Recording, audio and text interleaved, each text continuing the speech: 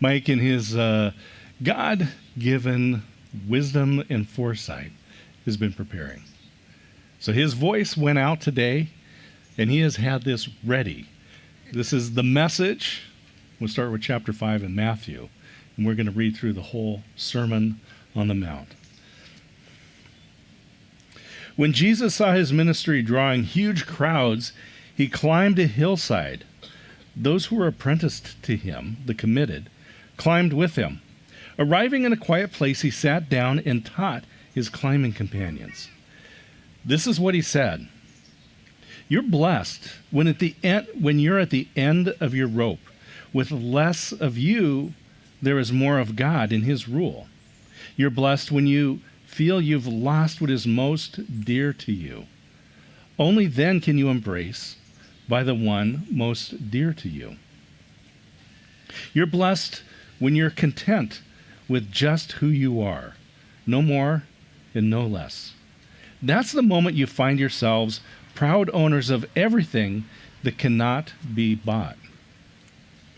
You're blessed when you've worked up a good appetite for God. He's food and drink in the best meal you'll ever eat. You're blessed when you care. At the moment of being careful, you find yourselves cared for. You're blessed when you get inside your world, your mind and heart put right. Then you can see God in the outside world. You're blessed when you can show people how to cooperate and compete instead of compete or fight. That's when you discover who you really are and your place in God's family. You're blessed when your commitment to God provokes persecution. The persecution drives you even deeper into God's kingdom. Not only that, count yourselves blessed every time people put you down or throw you out or speak lies about you to discredit me. What it means is that the truth is too close for comfort and they are uncomfortable.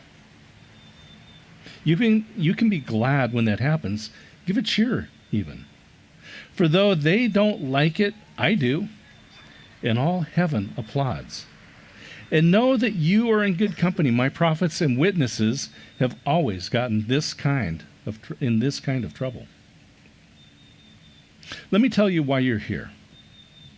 You are here to be salt seasoning that brings out the God flavors of this earth. If you lose your saltiness, how will the people taste godliness? You've lost your usefulness and will end up in the garbage. Here's another way to put it. You're here to be light, bringing out the God colors in the world. God is not a secret to be kept. We're going public with this, as public as a city on a hill. If I make you light bearers, you don't think I'm going to hide you under a bucket, do you? I'm putting you on a light stand. And now that I've put you on a hilltop on a light stand, shine. Keep open house. Be generous with your lives by opening up to others. You'll prompt people to open up with God, this generous Father in heaven. Don't suppose for a minute that I have come to demolish the scriptures, either God's law or the prophets. I'm not here to demolish, but to complete. I am going to put it all together, pull it all together in a vast panorama. God's law is more real and lasting than the stars in the sky and the ground at your feet. Long after the stars burn out and the earth wears out, God's law will be alive and working. Trivialize even the smallest item in God's law, and you will only have trivialized yourself. But take it seriously. Show the way for others, and you will find honor in the kingdom.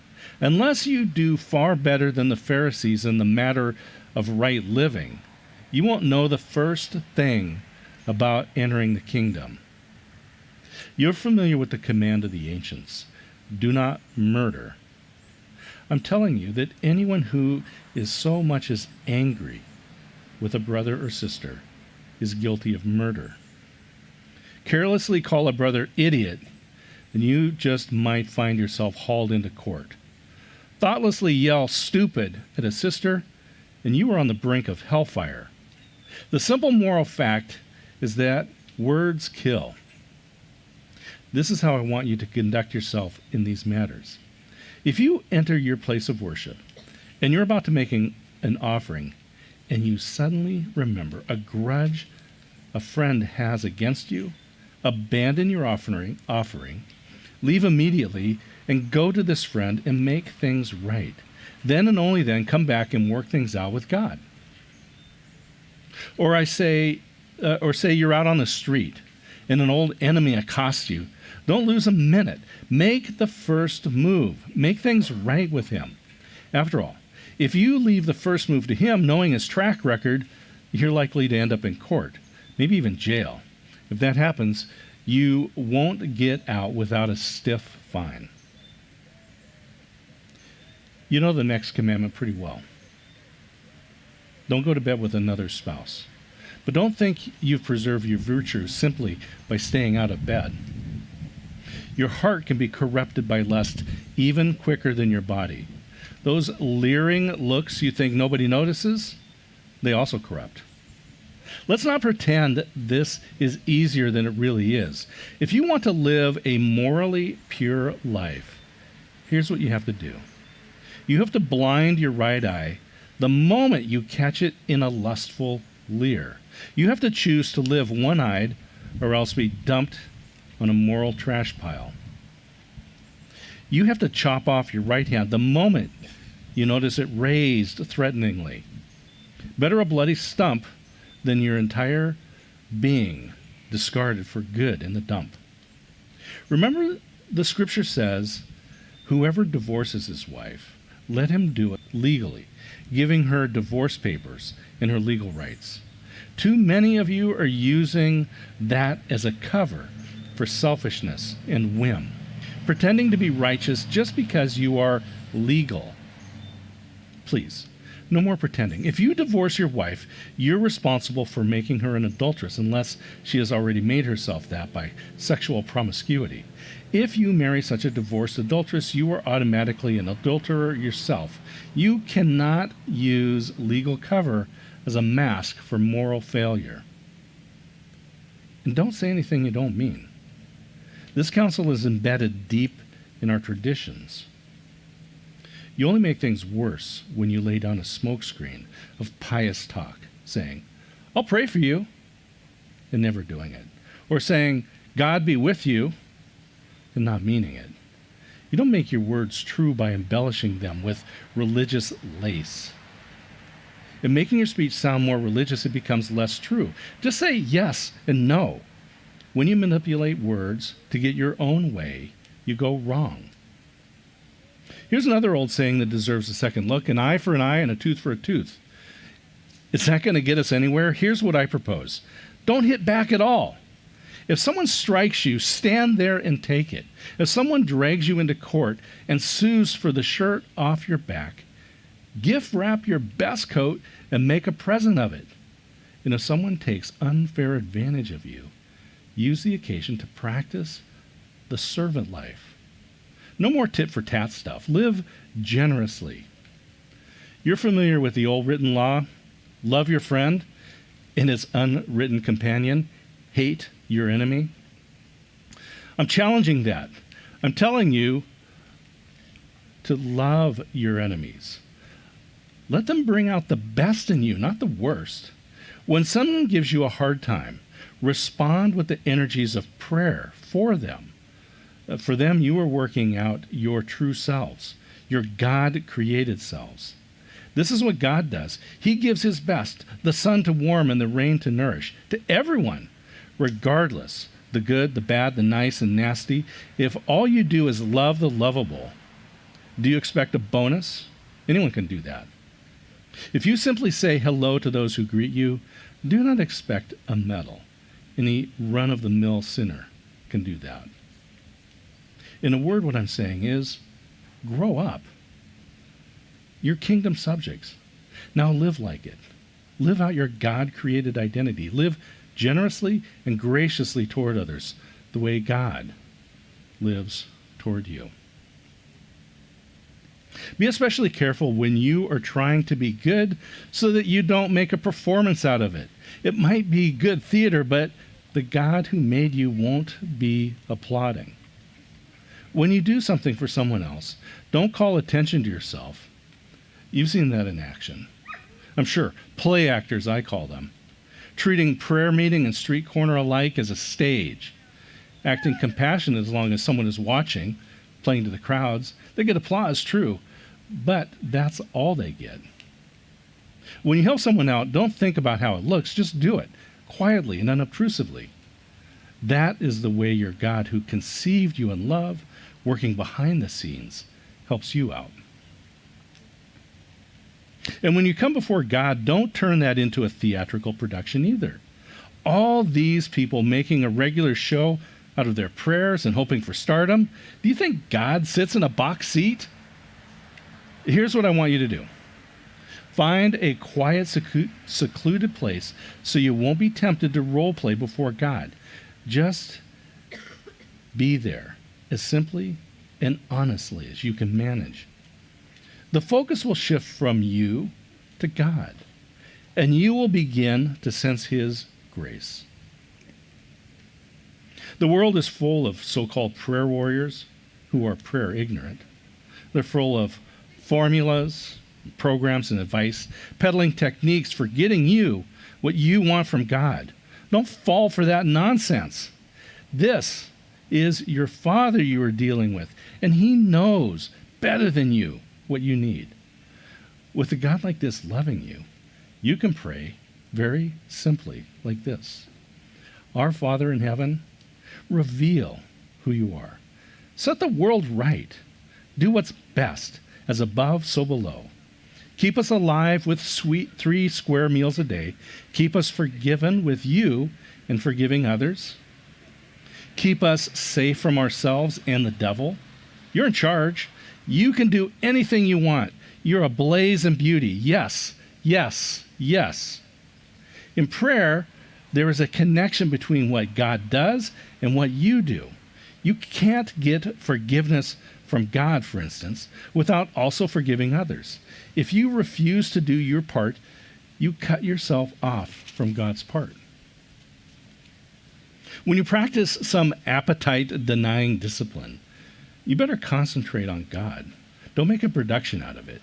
It might turn you into a small-time celebrity, but it won't make you a saint.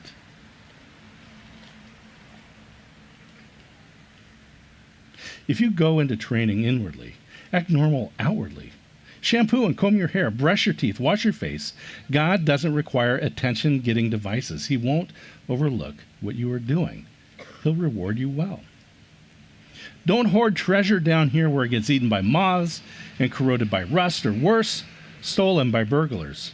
Stockpile treasure in heaven, where it's safe from moth and rust and burglars. It's obvious, isn't it? The place where your treasure is the place you will most want to be and end up being. Your eyes are windows into your body. If you open your eyes wide in wonder and belief, your body fills up with light. If you live squinty-eyed in greed and distrust, your body is a dank cellar. If you pull the blinds on your windows, what a dark life you will have. You can't worship 2 gods at once. Loving one God, you'll end up hating the other. Adoration of one feeds contempt for the other. You can't worship God and money both. If you decide for God, living a life of God worship, it follows that you don't fuss about what's on the table at mealtime or whether the clothes in your closet are in fashion. There is far more to your life than the food you put in your stomach, more to your outer appearance than the clothes you hang on your body. Look at the birds, free and unfettered, not tied down to a job description, careless in the care of God, and you count far more to Him than birds. Has anyone, by fussing in front of a mirror, ever gotten taller by so much as an inch? All this time and money wasted on fashion. Do you think it makes much difference? Instead of looking at the fashion, Walk out into the fields and look at the wildflowers. They never primp or shop. But have you ever seen such color and design quite like it? The 10 best-dressed men and women in the country look shabby alongside them. If God gives such attention to the appearance of wildflowers, most of which are never even seen, don't you think he'll attend to you? Take pride in you. Do his best for you. What I'm trying to do here is to get you to relax and not be so preoccupied with getting so you can respond to God's giving. People who don't know God and the way he works fuss over these things. But you both know both God and how he works. Steep your life in God reality, God initiative, God provisions. Don't worry about missing out. You'll find all your everyday human concerns will be met. Give your entire attention to what God is doing right now, and don't get overworked about what may or may not happen tomorrow. God will help you deal with whatever hard things come up when the time comes. Don't pick on people, jump on their failures, criticize their faults, unless, of course, you want the same treatment. That critical spirit has a way of boomeranging. It's easy to see a smudge on your neighbor's face and be oblivious to the ugly sneer on your own. Do you have the nerve to say, "Let me wash your face for you," when your own face is distorted by contempt? It's this whole traveling roadshow mentality all over again, playing a holier-than-thou part instead of just living your part. Wipe that ugly sneer off your own face, and you might be fit to offer a washcloth to your neighbor. Don't be flip with the sacred. Banter and silliness give no honor to God. Don't reduce holy mysteries to slogans, trying to be relevant. You're only being cute and inviting sacrilege. Don't bargain with God. Be direct. Ask for what you need. This isn't a cat and mouse hide and seek game we're in. If your child asks for bread, do you trick him with sawdust? If he asks for a fish, do you scare him with a live snake on his plate? As bad as you are, you wouldn't think of such things. You're at least decent to your own children. So don't you think that the God who conceived you in love will be even better? Here's a simple rule of thumb, guide for behavior. Ask yourself what you want people to do for you. Then, grab the initiative and do it for them. Add up God's law and prophets, and this is what you get. Don't look for shortcuts to God. The market is flooded with surefire, easygoing formulas for a successful life that can be practiced in your spare time. Don't fall for that stuff. Even though crowds of people do, the way to life, to God, is vigorous and requires attention. Be wary of false preachers who smile a lot, dripping with practiced sincerity. Chances are they're out to rip you off some way or another. Don't be impressed with charisma. Look for character. Who preachers are is the main thing, not what they say. A genuine leader will never exploit your emotions or your pocketbook. These diseased trees with their bad apples are going to be chopped down and burned. Knowing the correct password, master, master, for instance, isn't going to get you anywhere with me. What is required is serious obedience, doing what my Father wills. I can see it now. At the final judgment, thousands strutting up to me and saying, "Master, we preach the message. We bash the demons. Our God-sponsored projects had everyone talking." And you know what I'm going to say? You missed the boat. All you did was to use me to make yourselves important. You don't impress me one bit. You're out of here. These words I speak to you are not incidental actions to your life. Homeowner improvements to your standard living, they are foundational words, words to build a life on. If you work these words into your life, you're like a smart carpenter who built his house on a solid rock. Rain poured down, the river flooded, a tornado hit. but nothing moved that house. It was fixed to the rock. But if you just use my word in Bible studies and don't work them into your life, you're like a stupid carpenter who built his house on a sandy beach. When the storm rolled in and the waves came up, it collapsed like a house of cards. When Jesus concluded his address, the crowd burst into applause. They had never heard teaching like this.